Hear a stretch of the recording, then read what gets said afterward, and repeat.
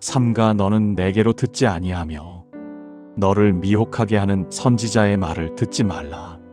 신명기 13장 3절. 우리는 하루에도 수많은 말을 듣습니다. 가족의 말, 친구의 말, 뉴스의 말, 전문가의 말, 그리고 신앙의 이름으로 들려오는 수많은 말들까지 의식하지 못하는 사이 우리의 생각과 선택은 듣는 말에 의해 조금씩 방향을 바꾸고 있습니다. 그래서 성경은 무엇을 해야 하는가를 말하기 전에 항상 무엇을 들어야 하는가를 먼저 다룹니다. 행동보다 앞서는 것은 선택이고 선택보다 앞서는 것은 귀가 향하는 방향이기 때문입니다. 사람은 본능적으로 듣기 편한 말을 따릅니다. 지금의 나를 불편하게 만들지 않는 말, 굳이 바뀌지 않아도 된다고 말해주는 소리, 지금 이 상태도 충분하다고 위로해주는 말에 마음이 먼저 반응합니다. 그러나 성경은 분명히 말합니다. 듣기 좋은 말이 반드시 옳은 말은 아니라고, 위로처럼 들리는 말이 오히려 영혼을 잠들게 할 수 있다고 말입니다. 하나님께서는 단 한 번도 아무 말이나 들어도 괜찮다고 말씀하신 적이 없습니다. 오히려 반복해서 경고하십니다. 사람의 말 중에는 귀를 기울여야 할 말이 있고 반대로 분명히 듣지 말아야 할 말도 있다고 하십니다. 그 말이 신앙의 언어를 사용하고 있을지라도, 성경을 인용하고 있을지라도, 하나님의 뜻처럼 포장되어 있을지라도 그 방향이 하나님께로 이끌지 않는다면 그 말은 경계해야 한다고 분명히 말씀하십니다. 오늘 우리가 나누려는 주제는 누군가를 정죄하거나 특정 사람을 비판하기 위함이 아닙니다. 이 말씀의 목적은 단 하나입니다. 우리의 귀를 점검하기 위함입니다. 나는 지금 누구의 말을 가장 신뢰하고 있는지, 어떤 말이 나의 판단과 선택을 좌우하고 있는지, 그리고 그 말이 정말 하나님께로 나를 이끌고 있는지 조용히 돌아보게 하기 위함입니다. 성경은 말합니다. 하나님을 거부한 사람들의 첫 번째 문제는 행동이 아니라 귀였다고 말입니다. 그들은 하나님의 말씀을 몰라서가 아니라 알면서도 다른 소리를 더 듣기로 선택했습니다. 그래서 성경은 계속해서 듣지 말라고 경고합니다. 침묵하라는 뜻이 아니라 분별 없이 귀를 열어두지 말라는 뜻입니다. 오늘 말씀은 우리에게 묻습니다. 당신은 지금 누구의 말을 가장 많이 듣고 있습니까? 그 말은 당신을 회개로 이끌고 있습니까? 아니면 스스로를 합리화하게 만들고 있습니까? 그 말은 십자가 앞으로 데려가고 있습니까? 아니면 불편한 진실을 피하게 만들고 있습니까? 이 질문 앞에서 우리는 가볍게 고개를 끄덕이고 넘어갈 수 없습니다. 왜냐하면 잘못된 말을 계속 듣는 신앙은 결국 잘못된 방향으로 걷게 되기 때문입니다. 이제 말씀을 통해 성경이 분명히 경고하는 절대 듣지 말아야 할 5가지 사람의 유형을 차분히 살펴보려고 합니다. 이 말씀을 통해 우리의 귀가 다시 정돈되고 하나님의 말씀 앞에 바로 서는 계기가 되기를 소망합니다. 하나님의 뜻보다 내 감정을 앞세우는 사람, 우리가 가장 경계해야 할 말은 노골적으로 하나님을 부정하는 말이 아닙니다. 오히려 신앙의 언어를 사용하면서도 하나님의 뜻보다 사람의 감정을 앞세우는 말입니다. 이 말들은 대체로 부드럽고 따뜻하며 공감하는 듯 들립니다. 그래서 더 쉽게 마음에 들어옵니다. 그 정도면 괜찮지 않나요? 하나님도 당신 마음 아실 거예요. 지금 너무 힘든데 꼭 그렇게까지 해야 하나요? 이 말들은 위로처럼 들립니다. 상처받은 마음을 다독이는 말 같고 사람의 상황을 이해해주는 말처럼 보입니다. 그러나 문제는 이 말들이 하나님의 뜻을 묻기 전에 사람의 감정을 기준으로 삼고 있다는 점입니다. 성경은 사람의 마음에 대해 아주 분명하게 말합니다. 마음은 만물보다 거짓되고 심히 부패한 것이라 누가 능히 이를 알리오마는. 예레미야 17장 9절. 이 말씀은 사람의 마음이 언제나 나쁜 선택만 한다는 뜻이 아닙니다. 그러나 중요한 사실 하나를 분명히 합니다. 사람의 마음은 기준이 될 수 없다는 것입니다. 특히 죄와 회개, 순종과 타협이 갈림길 앞에서 사람의 마음은 늘 스스로에게 유리한 쪽으로 기울어집니다. 그런데 누군가가 하나님의 말씀보다 우리의 감정을 먼저 고려하라고 말한다면 그 말은 듣기에는 편안할지 몰라도 결코 안전한 말은 아닙니다. 지금은 마음이 준비되지 않았잖아요. 억지로 순종하면 오히려 상처가 돼요. 하나님은 사랑이시니까 지금은 쉬어가도 돼요. 이 말들에는 공통점이 있습니다. 회개를 미루게 만들고 순종을 다음으로 넘기게 하며 말씀 앞에서 스스로를 합리화하게 만든다는 점입니다. 그리고 그 모든 과정이 내 마음을 존중하는 것이라는 이름으로 포장됩니다. 그러나 성경은 분명히 말합니다. 사람이 보기에 바른 길이 있으나 그 끝은 사망의 길이니라. 잠언 14장 12절. 사람이 보기에 바른 길과 하나님 보시기에 옳은 길은 항상 일치하지 않습니다. 특히 감정이 기준이 될 때 그 차이는 더 커집니다. 예수님께서 제자들에게 자기를 부인하고 십자가를 지라고 말씀하셨을 때 그 말씀은 결코 감정적으로 편안하지 않았습니다. 제자들의 마음을 먼저 헤아려주는 말씀도 아니었습니다. 그러나 그 길만이 생명의 길이었기 때문에 주님은 타협하지 않으셨습니다. 반대로 사람의 감정을 지나치게 배려하는 말은 십자가를 가볍게 만듭니다. 불편한 진실을 덮고 지금의 상태를 유지해도 괜찮다고 말합니다. 그 결과 신앙은 조금씩 말씀을 따르는 신앙에서 기분을 관리하는 신앙으로 변질됩니다. 문제는 이런 말을 하는 사람이 대개 악의를 가지고 있지 않다는 점입니다. 진심으로 위로하려고 하고 상처를 덜어주고 싶어 하며 관계를 깨고 싶지 않아 합니다.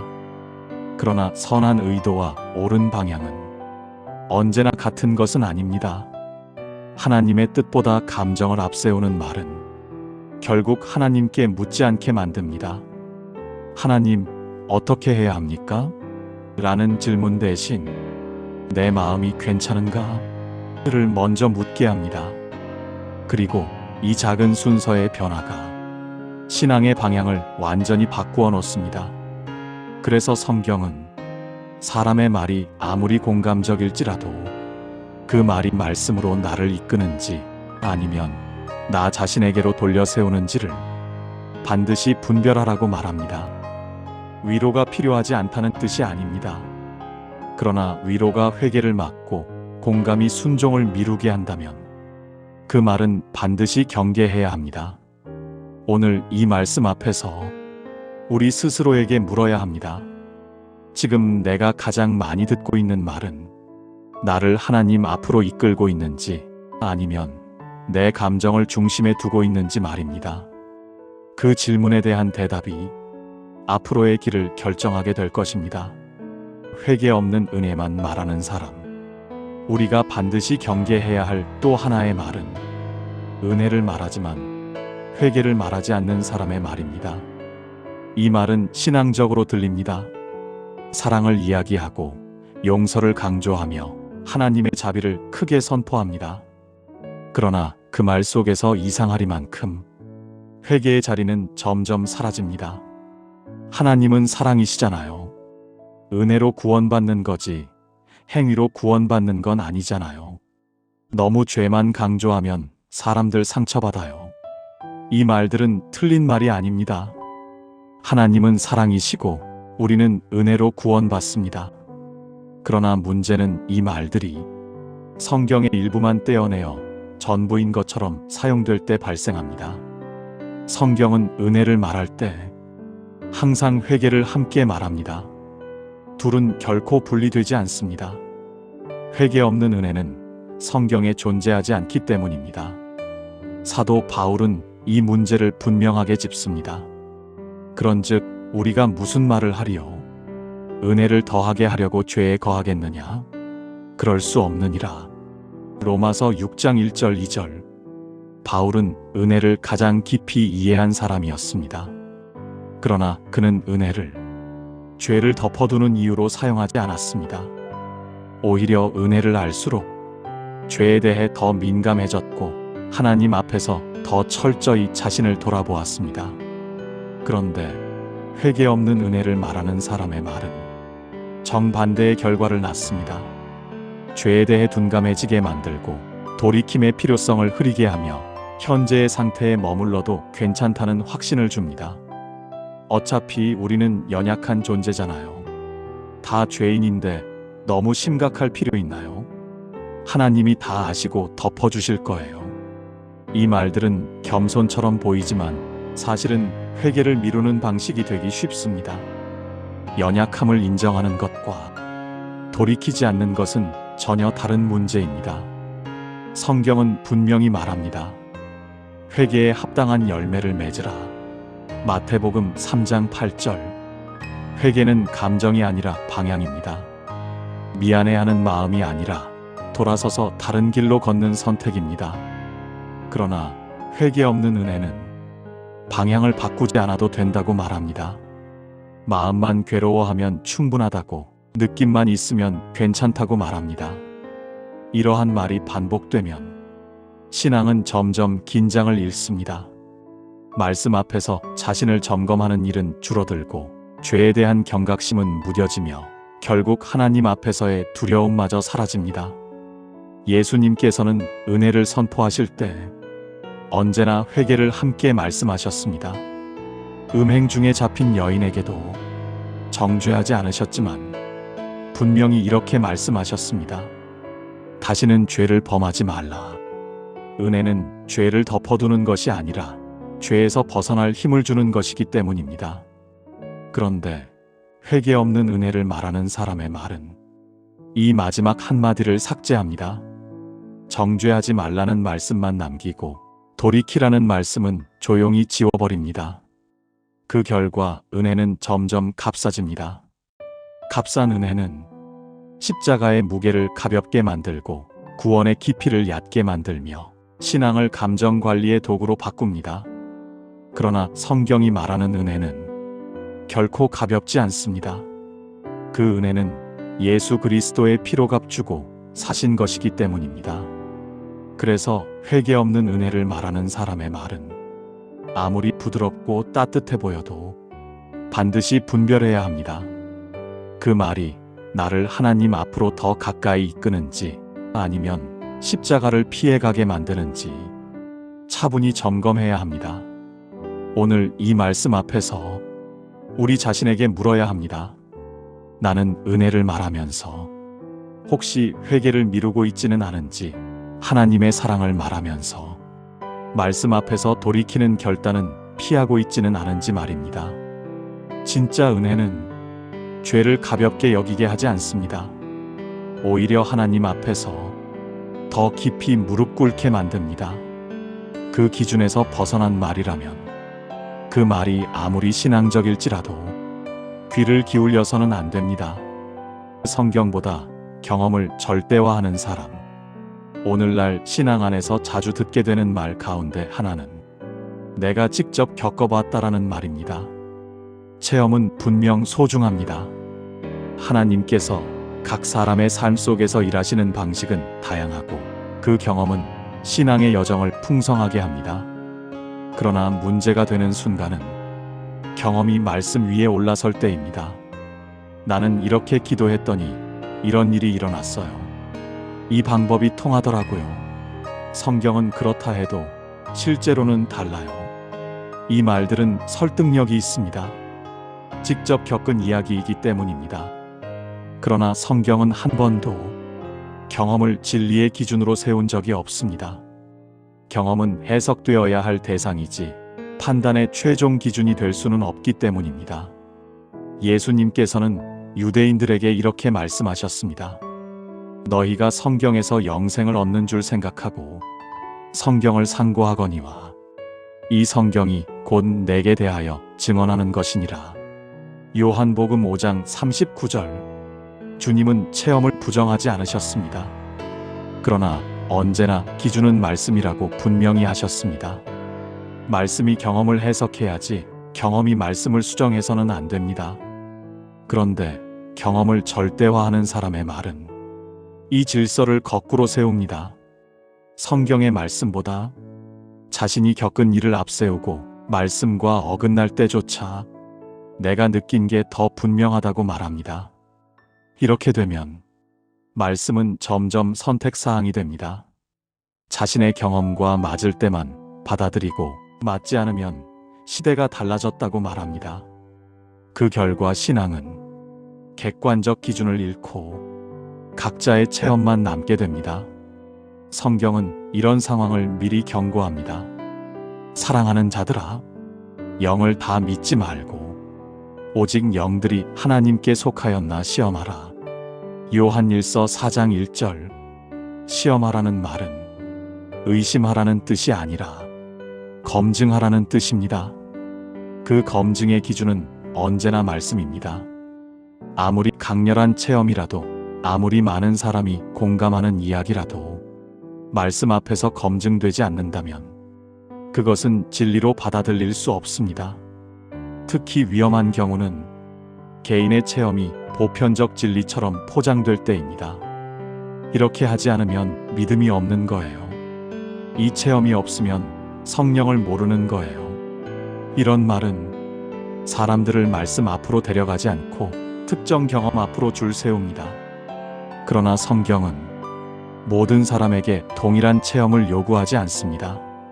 동일한 기준을 요구할 뿐입니다. 그 기준은 언제나 말씀입니다. 사도 바울 역시 수많은 체험을 한 사람이었지만 결코 그것을 자랑하거나 기준으로 삼지 않았습니다. 오히려 그는 이렇게 말합니다.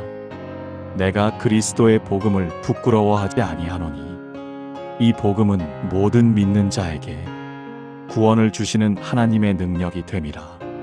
로마서 1장 16절. 바울의 확신은 체험이 아니라 복음에 있었습니다. 그래서 그의 신앙은 흔들리지 않았고 어떤 상황에서도 기준을 잃지 않았습니다. 경험을 절대화하는 신앙은 순간은 뜨겁지만 오래가지 못합니다. 다음 체험이 오지 않으면 불안해지고 느낌이 사라지면 하나님도 멀어진 것처럼 느낍니다. 그러나 말씀 위에 세워진 신앙은 감정이 없어도 환경이 바뀌어도 그 자리를 지킵니다. 그래서 우리는 어떤 체험을 했는가 보다 그 체험이 나를 말씀 앞으로 이끄는가를 반드시 물어야 합니다. 경험이 나를 겸손하게 만들고 말씀을 더 붙들게 하며 하나님을 더 경외하게 만든다면 그 체험은 건강한 것입니다. 그러나 경험이 말씀을 판단하게 만들고 다른 사람을 재단하게 만들며 자신을 기준으로 세운다면 그 말에는 귀를 기울여서는 안 됩니다.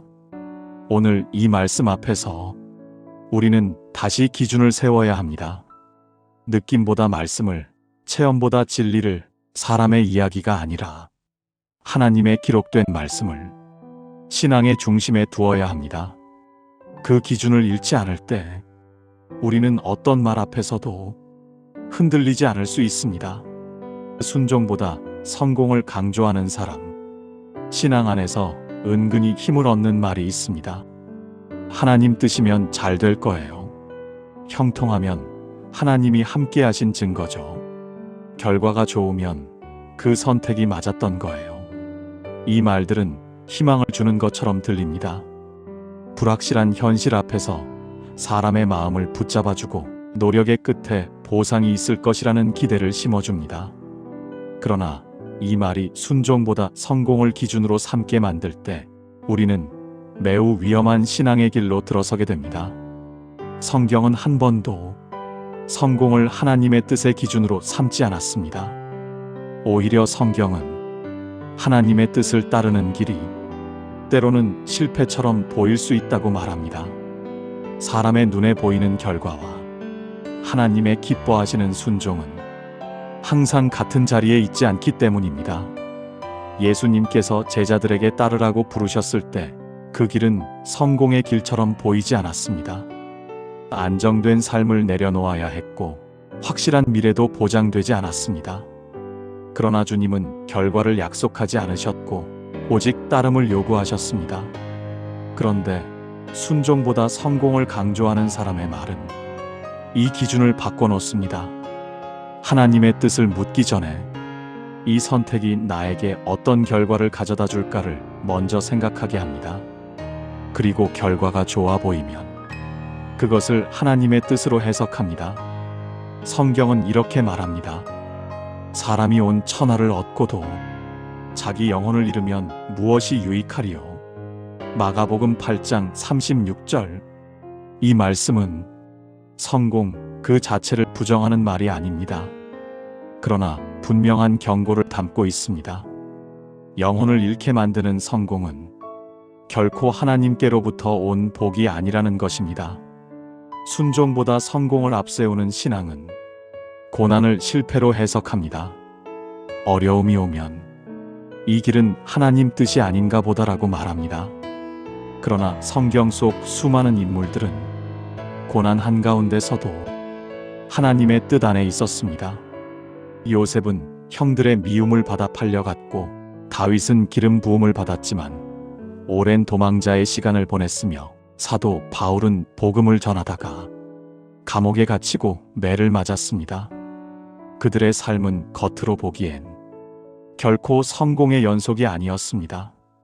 그러나 하나님은 그들의 순종을 통해 자신의 뜻을 이루셨습니다.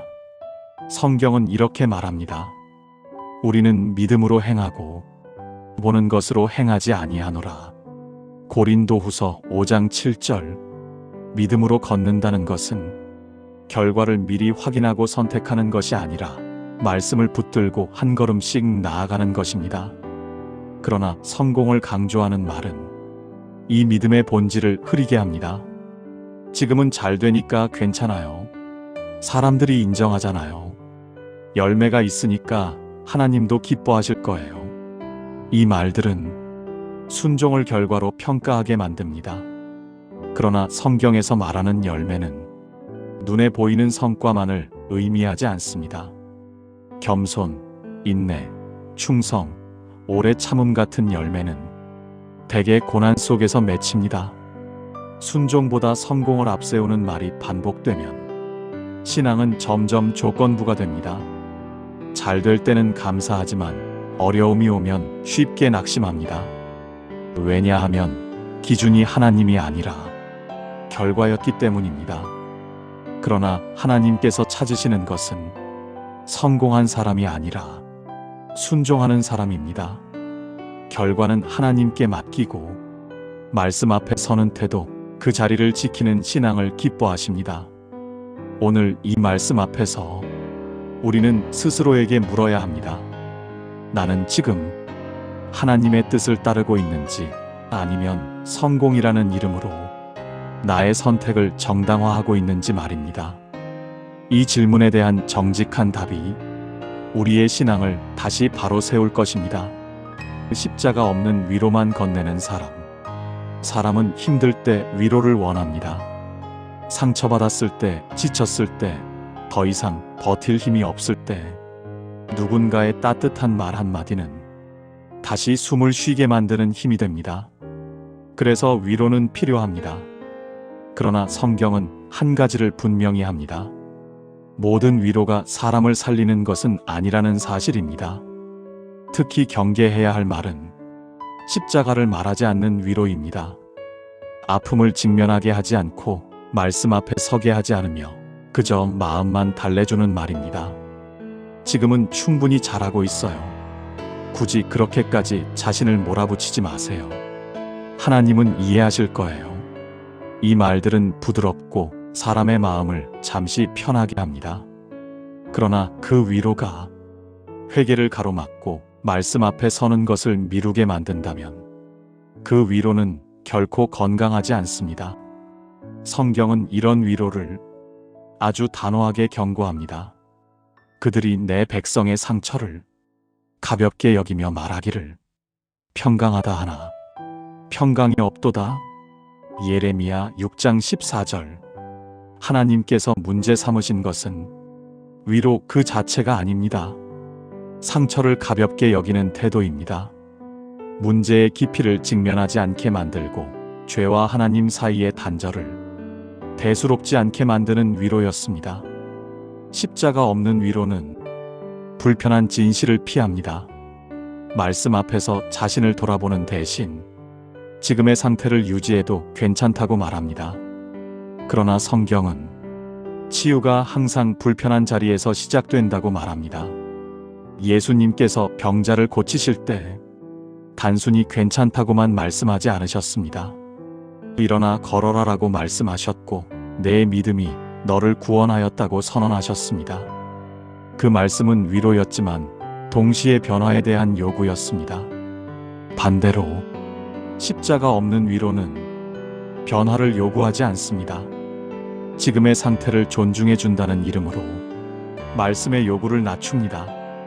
그러나 그 결과는 신앙의 성장을 멈추게 합니다. 특히 이런 위로는 공동체 안에서 쉽게 확산됩니다. 서로 상처 주지 않기 위해, 관계를 깨지 않기 위해 진실을 말하지 않기로 선택합니다. 그러나 진실 없는 평화는 결코 오래가지 못합니다. 성경은 이렇게 말합니다.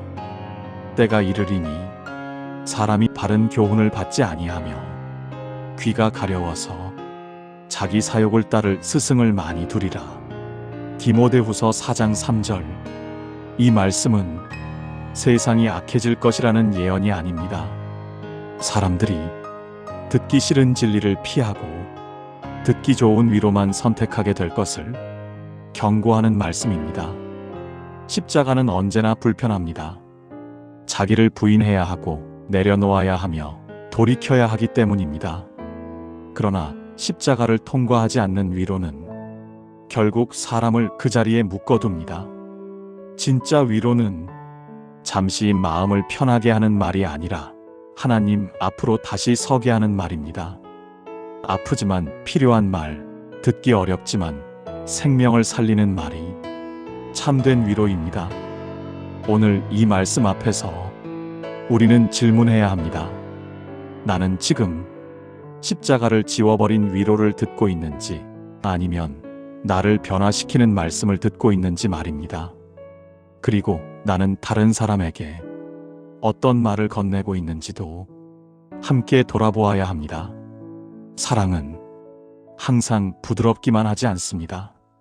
사랑은 때로 진실을 말하는 용기를 포함합니다. 그 진실이 십자가로 이어질 때 비로소 사람은 자유로워집니다. 그렇다면 우리는 누구의 말을 들어야 합니까? 지금까지 우리는 성경이 경고하는 5가지 말의 유형을 살펴보았습니다. 감정을 기준으로 삼는 말, 회개 없는 은혜를 말하는 소리, 경험을 진리 위에 올려놓는 주장, 순종보다 성공을 강조하는 관점, 그리고 십자가 없는 위로까지. 이 모든 말들의 공통점은 분명합니다. 사람을 하나님 앞으로 데려가지 않는다는 점입니다. 겉으로는 신앙의 언어를 사용하지만 결국은 사람 자신에게 시선을 고정시키는 말들입니다. 그렇다면 우리는 무엇을 기준으로 말들을 분별해야 하겠습니까? 누구의 말에 귀를 기울여야 하겠습니까? 성경은 단순하고 분명하게 대답합니다.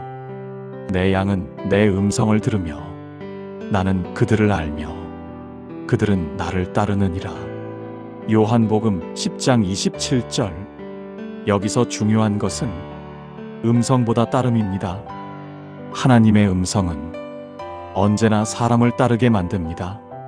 자기 중심으로 머물게 하지 않고 하나님께 한 걸음 더 가까이 오게 합니다.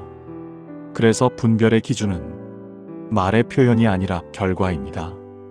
그 말이 나를 어디로 이끄는지를 보아야 합니다. 다음의 질문들이 우리의 귀를 지켜줄 기준이 됩니다. 첫째, 그 말은 성경으로 돌아가게 합니까? 말씀을 더 읽고 싶게 만들고 말씀 앞에 서게 합니까? 아니면 말씀을 대신해 사람의 생각과 해석을 기준으로 삼게 합니까? 둘째, 그 말은 회개로 이끕니까? 마음을 찔러 불편하게 만들지만 하나님 앞에서 돌이키게 합니까? 아니면 스스로를 합리화하게 합니까? 셋째, 그 말은 십자가를 통과합니까? 자기를 부인하고 내려놓는 자리로 이끌어갑니까? 아니면 불편한 진실을 피해 쉽고 편한 길을 제시합니까? 넷째, 그 말은 순종을 요구합니까? 결단을 미루지 않게 하고 오늘의 선택을 바꾸게 합니까? 아니면 결과를 보며 나중에 결정해도 된다고 말합니까? 다섯째, 그 말은 하나님께 시선을 돌립니까? 사람을 의지하게 합니까? 아니면 하나님을 신뢰하게 합니까? 이 질문들 앞에 정직해질 때 우리는 많은 말들 가운데서 들을 말과 듣지 말아야 할 말을 구분할 수 있게 됩니다. 신앙은 무엇을 많이 아느냐의 문제가 아니라 무엇을 꾸준히 듣느냐의 문제입니다. 잘못된 말을 반복해서 들으면 아무리 올바른 신앙을 가지고 있어도 방향은 조금씩 틀어지게 됩니다. 그래서 귀를 지키는 일은 신앙의 가장 기초이자 가장 중요한 싸움입니다. 말이 넘쳐나는 시대입니다. 위로의 말도 많고 확신에 찬 말도 많고 정답처럼 들리는 말도 많습니다. 그러나 성경은 말이 많아질수록 귀를 더 조심하라고 말합니다. 예수님께서는 이렇게 말씀하셨습니다. 그러므로 누구든지 이 말을 듣고 행하는 자는 반석 위에 집을 지은 지혜로운 사람 같으리니. 마태복음 7장 24절. 여기서 중요한 것은 듣는 것이 아니라 듣고 행하는 것입니다. 참된 말씀은 항상 삶을 움직입니다. 결단을 요구하고 방향을 바꾸게 하며 사람을 하나님 앞으로 세웁니다. 오늘 이 말씀을 통해 우리는 묻지 않을 수 없습니다. 나는 지금 어떤 말을 따라 살아가고 있는가? 그 말은 나를 편안하게만 하는가? 아니면 하나님 앞에서 깨어있게 하는가? 하나님은 우리에게 말이 부족해서 침묵하시는 분이 아닙니다. 오히려 우리가 너무 많은 소리를 듣고 있기 때문에 말씀을 놓치고 있는지도 모릅니다. 오늘 이후로 모든 말에 귀를 열어두지 않기를 바랍니다. 아무리 신앙적으로 들려도 아무리 많은 사람이 말해도 그 말이 하나님께로 이끌지 않는다면 과감히 거리를 둘 수 있기를 바랍니다. 귀를 지키는 사람은 마음을 지키게 되고 마음을 지키는 사람은 결국 길을 잃지 않게 됩니다. 말씀으로 돌아가십시오. 말씀 앞에 서십시오. 그리고 그 말씀을 삶으로 따르십시오. 그 길 위에서 하나님은 여전히 분명하게 말씀하고 계십니다. 이 말씀이 오늘 당신의 하루의 작은 위로가 되었다면 구독과 좋아요로 이 여정에 함께 해주세요. 말씀이 오다는 내일도 예수님의 말씀으로 당신을 찾아뵙겠습니다. 예수님의 말씀으로 당신을 기다리고 있겠습니다. 감사합니다.